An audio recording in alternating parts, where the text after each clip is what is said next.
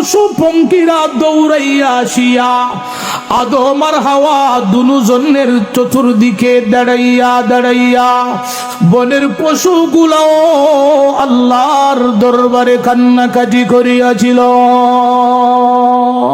সুবহানাল্লাহ।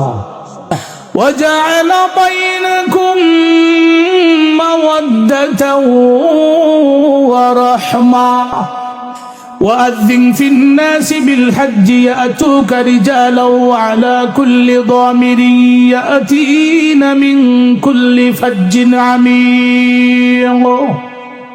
আরেক জায়গায় আল্লাহ বলেন ওয়াজিন ফিন্নাসি বিল হজ।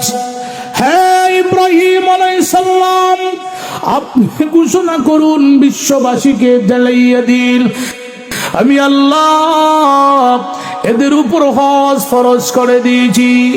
ইবনে কাসির রহমাতুল্লাহ আলাইহি লিখেছেন, ইব্রাহিম আলাইহিস সালাম আল্লাহকে বলেছিলেন, মওলা রে, আশেপাশে কোথাও মানুষ নেই, কে শুনবে আমার কথা?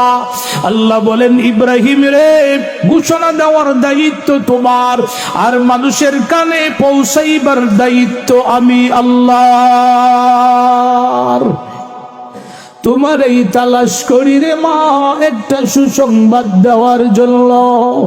ফাতেমা দাঁড়াইয়া বলে